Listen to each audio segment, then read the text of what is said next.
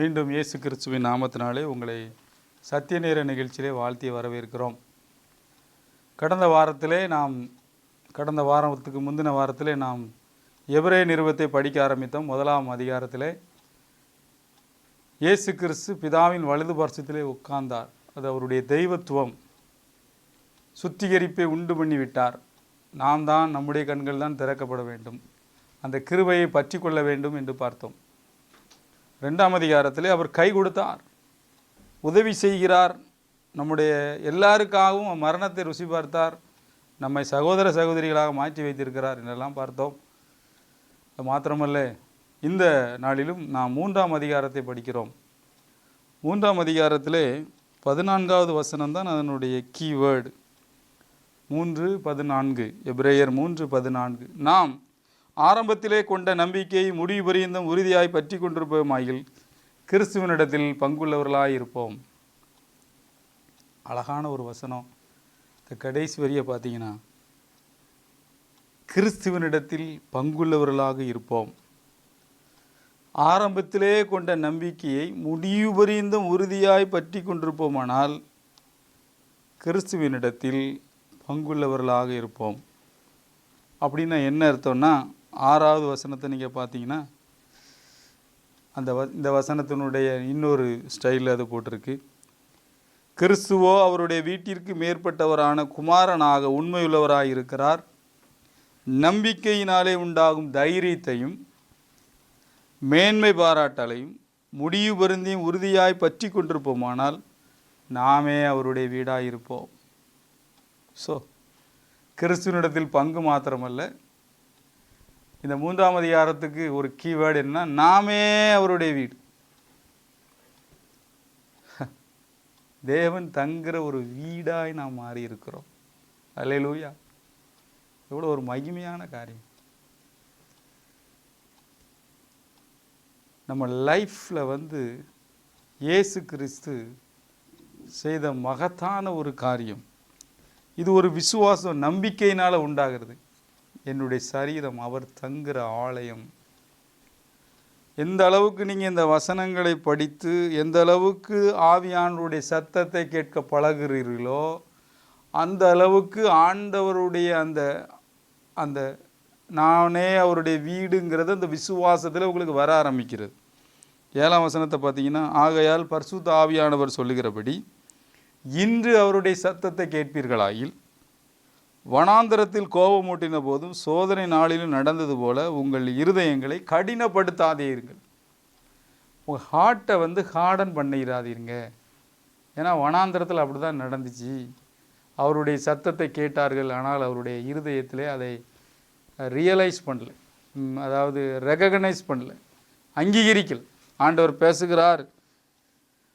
அது மாத்திரமல்ல, 13ஆம் வசனத்தில் உங்களில் ஒருவனாயிலும் பாவத்தின் வஞ்சனையினாலே கடினப்பட்டு போகாதபடிக்கு. ஸோ இருதயம் கடினப்பட்டு போகக்கூடாது.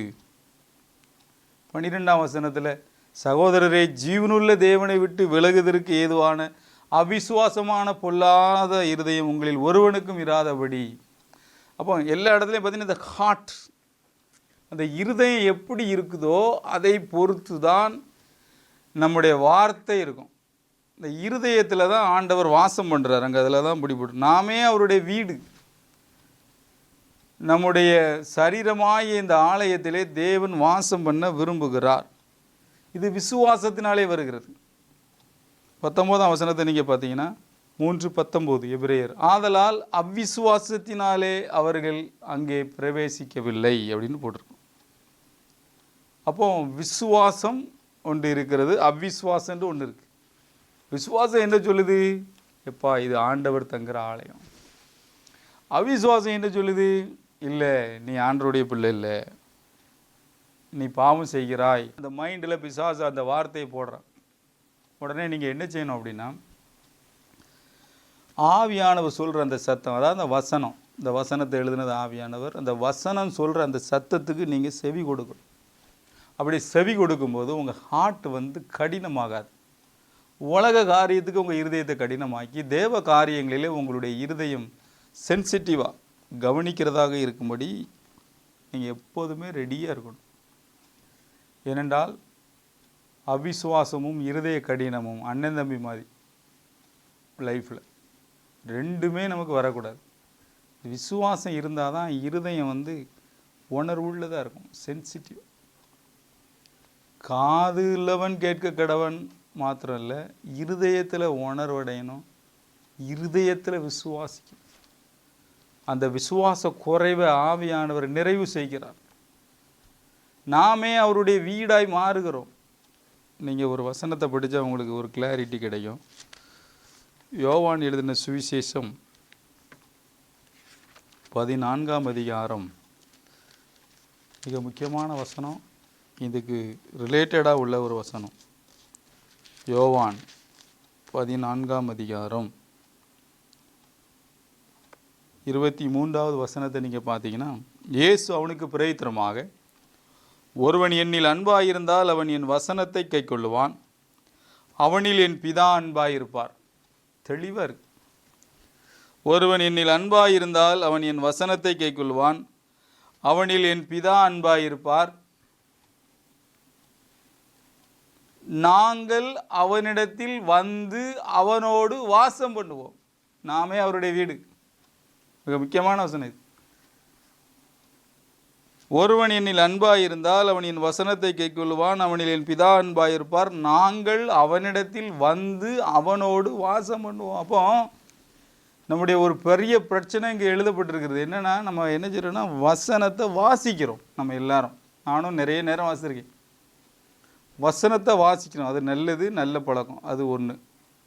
அது ஒரு ஸ்டேஜ், லெவல் 1 அப்படின்னு வச்சுக்கலாம். அடுத்த ஸ்டேஜுக்கு கடக்கணும். அது என்ன அப்படின்னா, வசனத்தை தியானிக்கணும். அது என்ன, ஒரு அதிகாரத்தை எடுத்து அந்த வசனத்தில் பார்க்குறோம். அதில் ஆவியானவர் நம்ம ஆவியில் அந்த வசனத்தை படிக்க படிக்க அதை திங்க் பண்ணி நம்ம மைண்டு மனம் அருவமடையும்படி சில காரியங்களை நம்மோடு பேசுவார். அதான் ஆவியானவருடைய மெல்லிய சத்தம். இன்று அவருடைய சத்தத்தை கேட்பீர்கள், தான் அந்த சத்தம் கேட்குற பழக்கம். ஆனால் அடுத்த ஒரு லெவல் இருக்குது, இங்கே அதை தான் பேசுகிறார். இப்போ நம்ம முதல் ஸ்டேஜையும் தாண்டி 2வது ஸ்டேஜையும் தாண்டி 3rd ஸ்டேஜ் அங்கே ஒன்று இருக்குது.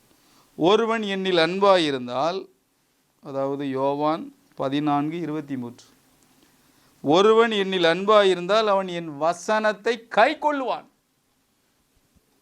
அவனில் என் பிதா அன்பாயிருப்பார், நாங்கள், ஃபர்ஸ்ட் பர்சன் சிங்குலர் இல்லை, ப்ளூரல், நாங்கள், பிதா, குமாரன், பரிசுத்தாவி மூவரும் அவனிடத்தில் வந்து அவனோடு கூடாரம் அடித்து வாசம் பண்ணுவோம். மைக்கே ஹோம் அப்படின்னு இருக்கு ஆங்கிலத்தில். பிரியமானவர்களே, நாமே அவருடைய வீடு. எப்போ?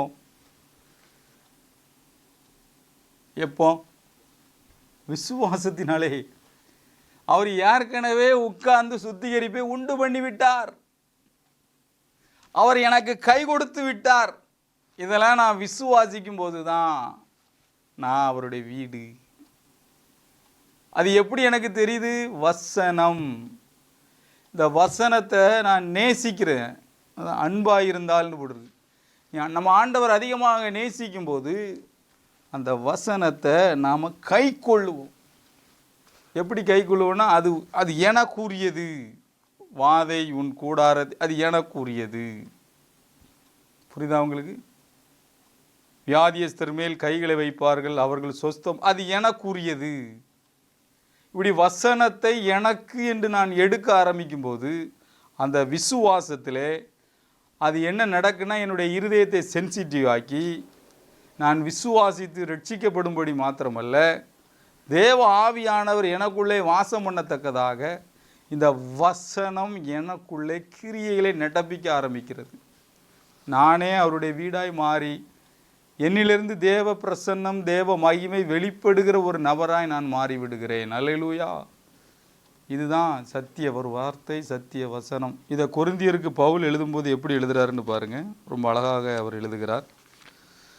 1 கொரிந்தியர் 3ஆம் அதிகாரம் 1 கொரிந்தியர் 3ஆம் அதிகாரம் 16வது வசனம்.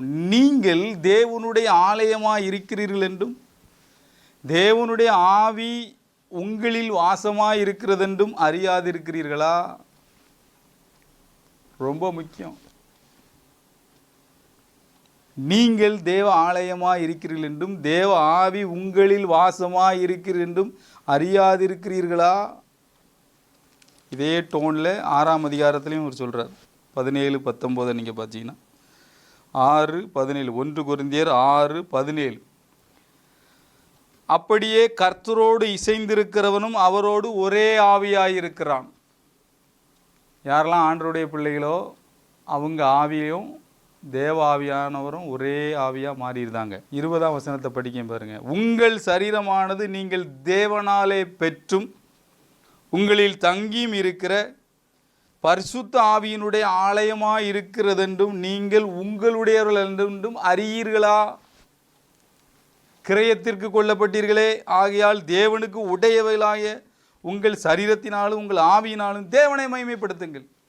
தேவனுக்கு உடையவர்கள் நாம் எல்லாரும் ஆண்டவருக்குரிய கிரயத்திற்குள்ள ஒரு நிலத்தை பத்திரம் போட்டு கிரயம் போட்டு முடித்த மாதிரி எண்ணிய அவருடைய விலையேறப்பட்ட இரத்தத்தினால சிந்தி கிரையப்பட்டு வச்சிருக்கு ஆலயம். அதனால் நான் பீடி குடிக்கக்கூடாது, அப்படி வரணும்.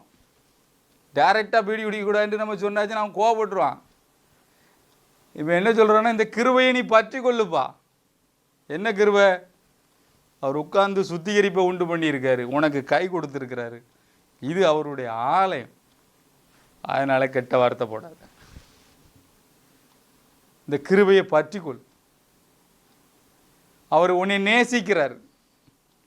நாம் அவரிடத்தில் அன்பு கூறும்போது அவர் என்னோடு வந்து அவர் வாசம் பண்ணுகிறார். என் ஆவியிலே இருக்கிறதுனால அந்த மைண்டில் வந்து தவறான சிந்தனைகள் வைக்க முடியாது, பாவம் செய்ய முடியாது. ஏனென்றால் இது அவருடைய ஆலயம். தவறான யூடியூப் சேனலுக்கு நீ போக முடியாது, ஃபேஸ்புக்கில் நீ மணிக்கணக்காக உட்கார முடியாது. ஏனென்றால் இது அவருடைய ஆலயம். இந்த கண்ணு தேவனுடைய பிரசன்னத்தையும் தேவனுடைய வார்த்தையும் வாங்குகிற ஒரு கண்ணு. இதை நீ வீணடிக்க முடியாது. சத்தியத்தை அறிவீர்கள், சத்தியம் உங்களை விடுதலையாக்கும். திரும்ப திரும்ப உங்கள் மைண்டில் இது வரணும். ஏனென்றால் நாமே அவருடைய வீடு, நாமே அவருடைய பங்காளி. இந்த வார்த்தைகள் உங்கள் மைண்டில் எந்த அளவுக்கு வருதோ அந்த அளவுக்கு உங்கள் லைஃப்பில் வந்து சேஞ்ச் வந்துக்கிட்டே இருக்கும். அவர் உட்கார்ந்தார், கை கொடுத்தார், நாமே அவருடைய வீடு, நாமே கிறிஸ்துவனிடத்தில் பங்குள்ளவர்களாக இருக்கிறோம். அதனால் அவிசுவாசமோ பொல்லாத இருதயமோ அல்லது கடினப்பட்ட ஒரு இருதயமே வராதபடி நம்முடைய ஹார்ட் வந்து சென்சிட்டிவாகவே இருக்கணும். நம்முடைய இருதயம் நல்ல வார்த்தைகளை பேச பழக வேண்டும். நம்முடைய இருதயம் ஒரு ஜீவ ஊற்று. அந்த ஹார்ட்டு சரியாக இருந்துட்டுனா மைண்டு சரியாக இருக்கும். மைண்டு சரியாக இருந்தால் வார்த்தை நாக்கு கரெக்டாக இருக்கும். நம்மள அநேகருடைய பிரச்சனையை நான் பேசி கொண்டிருக்கிறேன். பல ஆண்டுகள் நாம் வியாதியிலும் கஷ்டத்திலும் தரித்திரத்திலும் வாழ்ந்து கொண்டிருக்கிறோம். அதுக்கு மெயின் ரீசன் நம்முடைய குடும்பங்களில் என்னென்னா இருதய கடினங்கள், அவ்விசுவாசம். இது எப்படி வருது அப்படின்னா, இந்த அவிசுவாசமும் இருதய கடினம் வரும்போது வார்த்தை வந்து மோசமான வார்த்தையாக மாறிடுது.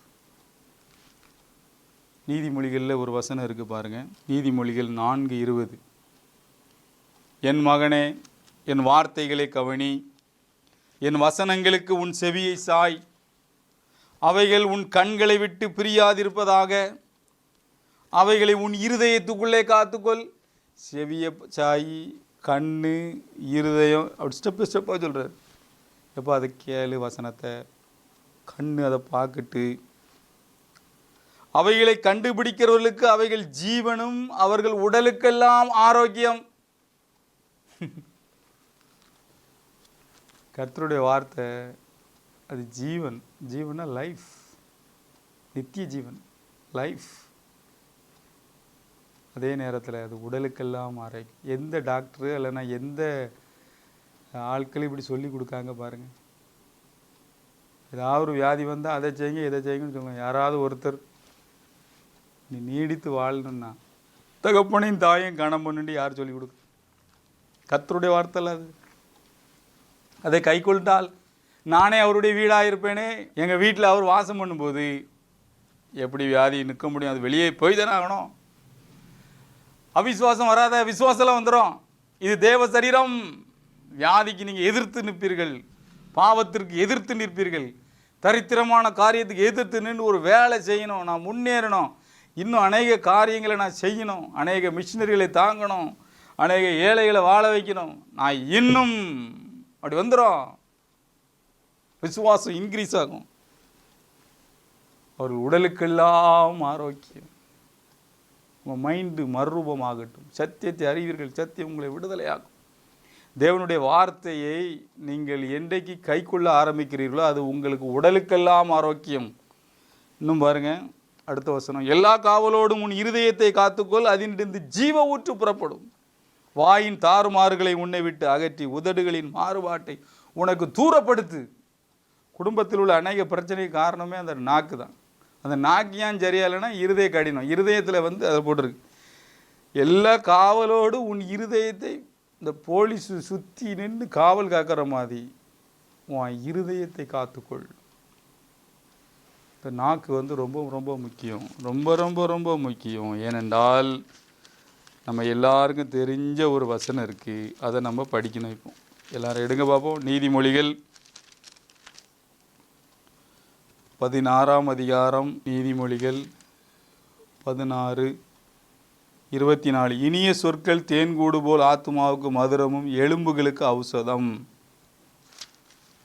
ஸோ நல்ல சொல்லு பேசுறது மருந்து. 18:21. மரணமும் ஜீவனும் நாவின் அதிகாரத்தில் இருக்கும், அதில் பிரியப்படுகிறவர்கள் அதன் கனியை புசிப்பார்கள். நாக்கில் எதை பேசுகிறோமோ அது நடக்கும். 15:2. ஞானிகளின் நாவு அறிவை உபயோகப்படுத்தும்.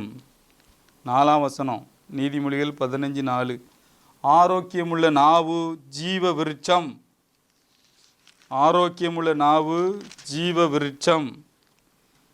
நீதிமொழிகள் 12:18. ஞானமுள்ளவருடைய நாவோ ஔஷதம். ஔஷதம்னா மருந்து. நாவு ஒரு மெடிசின், ஒரு மருந்து, மாத்திரை. நீங்கள் பேசுனா வியாதி போகும். இயேசுவின் நாமத்தில் அப்படின்ட்டு சொன்னாலே அந்த பவர் ரிலீஸ் ஆகும். அப்போ உங்கள் இருதயம் நல்லா சரியாக இருக்கணும். இருதயம் சரியாக இருக்கிறதுக்கு என்ன செய்யணும்? அடிக்கடி இல்லை, எப்போவுமே உங்கள் மைண்டு சிந்தித்து கொண்டிருக்க வேண்டும் வசனங்களையும் ஆண்டவரையும். அப்பொழுது உங்களுடைய இருதயம் பாதுகாக்கப்படும். அந்த இருதயம் பாதுகாக்கப்படும் போது ஆட்டோமேட்டிக்காக அந்த கிரேஸ், கிருபையை நாம் பற்றி கொள்ளுகிறோம். அவர் உட்கார்ந்தார், கை கொடுத்தார், நாமே அவருடைய வீடாக இருக்கிறோம். ஸோ நல்லா யோசித்து பாருங்கள். நம்முடைய இருதயம் இந்த நல்ல விசேஷத்தினால் பொங்கும்போது நம்முடைய வார்த்தை மக்களை வாழ வைக்கும். யாரையாவது பார்க்கும்போது ஆண்டவர் உங்களை ஆசீர்வதிப்பாருன்னு சொல்லுங்கள். நீங்கள் நல்லா இருப்பீங்கன்னு சொல்லுங்கள், நீங்கள் சுகமாக இருப்பீங்கன்னு சொல்லுங்கள். எந்த பிரச்சனையும் பற்றி பேசும்போது சொல்லுங்கள், ஆண்டவர் உதவி செய்வார், உங்களை விடுவிப்பார். இயேசு கிறிஸ்து ஒரு இடத்துல கூட அப்படி பேச மாட்டார். நீங்கள் பாருங்கள், உங்கள் இருதயம் கலங்காது இருப்பதாக தான் சொல்லுவார். அது ஒரு கட்டளை. அப்படியே அதை நம்ம விசுவாசிக்கணும். சமாதானம் உண்டாவதாக அப்படிங்கிறது. ஏன் கலங்குகிறீர்கள்? ஏன் பயப்படுகிறீர்கள்? நம்ம இயேசுவை போல வாழ அழைக்கப்பட்டிருக்கிறோம். ஸோ இந்த மாதிரி உங்கள் லைஃப் சேஞ்ச் ஆக இருதயம் நல்ல விசேஷத்தினால பொங்கும். நம்முடைய சரீரம் தேவ ஆலயமாய் மாறும். நம்மிடத்திலிருந்து ஜீவ விருட்சம், ஔஷதம் புறப்பட்டு போகும், மக்களை வாழ வைக்கும். முதல்ல உங்களுக்கு ஒரு வியாதி இருந்தால் அந்த வார்த்தை முதல்ல சரீரத்துக்கெல்லாம் உடலுக்கெல்லாம் ஆரோக்கியமாய் மாறிவிடும். எவ்வளோ பெரிய ஆசீர்வாதம் பாருங்கள். மன மகிழ்ச்சி ஒரு ஔஷதம்.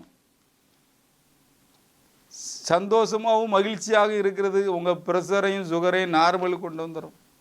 இன்றைக்கே யார்கிட்டையாவது சண்டை போட்டிருந்தா செல்ஃபோன் எடுத்து பேசுங்க. உங்கள் அண்ணன் தம்பிகிட்ட முதல்ல பேசுங்க, பிள்ளைகள்கிட்ட பேசுங்க, மாமியார்கிட்ட பேசுங்க. சத்தியத்தை கேட்குறது மாத்திரமில்லை, உணர்வடையணும். உணர்வடைகிறது ஆரம்பத்தில் நான் சொன்னேன், உணர்வடையது மாத்திரமில்லை, அதை விசுவாசிக்கணும். விசுவாசிக்கும் போது அது உங்களுக்குள்ளே இருந்து கிரியைகளை நடப்பிக்கணும். இப்போ நடக்கட்டு. இந்த ப்ரோக்ராமையே நீங்கள் நிறுத்திட்டு டிவி ஆஃப் பண்ணிவிட்டு செல்ஃபோனை எடுத்து உங்கள் தம்பிகிட்ட பேசுங்க, குழந்தைகிட்ட பேசுங்க, உங்கள் மாமியாருக்கு ஃபோன் பண்ணுங்கள், உங்கள் அம்மாவுக்கு ஒரு ஃபோன் பண்ணுங்கள். நல்லா இருக்கீங்களா, சாப்பிட்டீங்களா? உங்கள் இருதயம் கடினமாக கசப்பு அதில் கிடந்து அதில் பிசாசு ஆக்டிவேட் ஆகிட்டு இருக்கான். குறை சொல்கிறது, குற்றம் கண்டுபிடிக்கிறது. நீங்கள் எப்படி ஆண்டருடைய வீடாக இருக்கும்? ஆண்டருடைய வீட்டில் எப்போதும் மகிழ்ச்சி தானே, சந்தோஷம் தானே. பரலோகம் எப்போ பார்த்தாலும் அது ஒரு நாய்ஸியாக தான் இருக்குது. அதை சத்தம் போட்டுட்டு தான் இருப்பாங்க. தூர் மகிழ்ச்சி ஆரவாரம் தானே. உன் கண்கள்லாம் இன்றைக்கி திறக்கப்படட்டு, கண்ணு திறக்கப்படட்டு இயேசுவின் நாமத்தினாலே. அவர் உட்கார்ந்தார், சுத்திகரிப்பை உண்டு பண்ணி வைத்திருக்கிறார், நம்மளை கை கொடுத்து எடுத்து வச்சிருக்கிறார். நானே அவருடைய வீடாக இருக்கேன். இதே மாதிரினா இன்னொரு ஆளும் அவர் எனக்காக மரித்தார். ரைட்டு, எங்கள் மாமியாருக்காகவும் அவர் தானே மரித்தார்.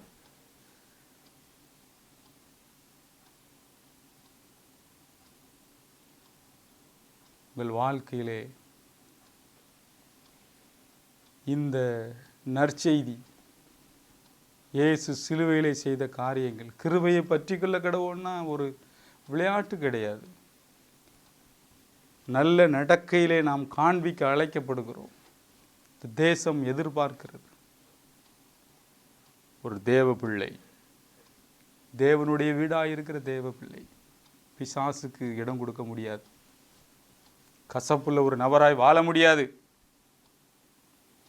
எல்லாரும் என்கிட்ட சண்டை போடலாம், எல்லாரும் என்கிட்ட கசப்பாக இருக்கலாம், எல்லாரும் என்னை வெறுக்கலாம். ஆனால் நான் யார்கிட்டையும் கசப்பாக இருக்கக்கூடாது, நான் யார்கிட்டையும் சண்டை போடக்கூடாது, நான் யார்கிட்டையும், என்னுடைய வேலை அது கிடையாது. இயேசு கிறிஸ்து அப்படி தான் இருந்தார்.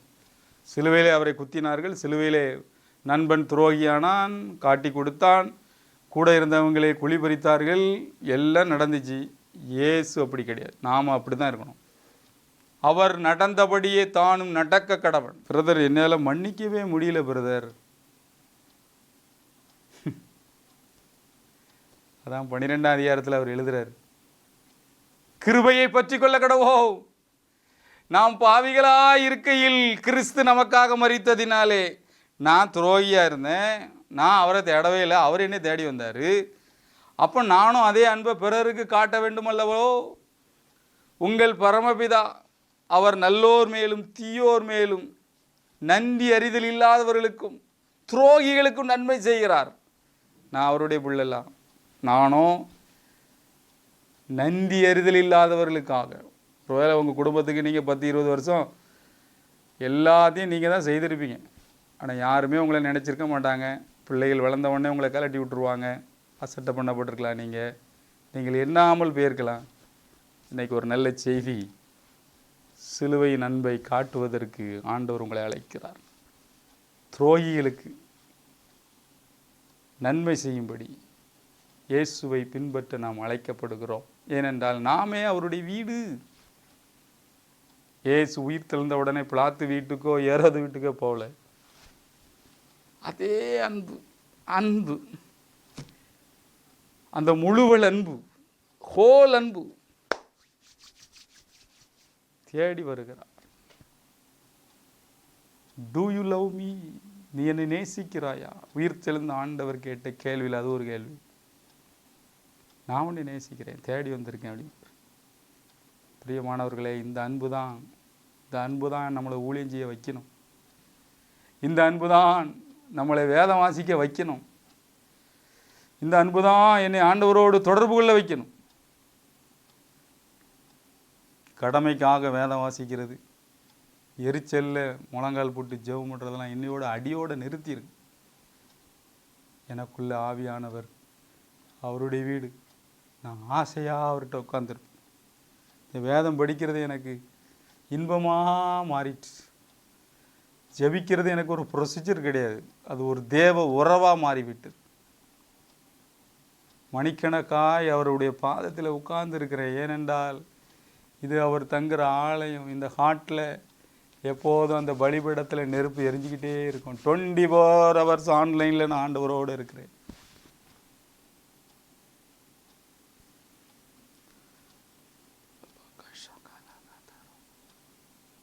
இன்று அவருடைய சத்தத்தை கேட்பீர்கள் நாயில். மீண்டும் அந்த வசனத்தை நான் வாசிக்க விரும்புகிறேன். 3:7. ஆகையால் பரிசுத்த ஆவியானவர் சொல்லுகிறபடி இன்று அவருடைய சத்தத்தை கேட்பீர்களாயில், வனாந்தரத்தில் கோபமூட்டின போதும் சோதனை நாளிலும் நடந்தது போல உங்கள் இருதயங்களை கடினப்படுத்தாதீர்கள். செய்தியை ஆவியானவர் உங்களோடு போராடுகிறார்.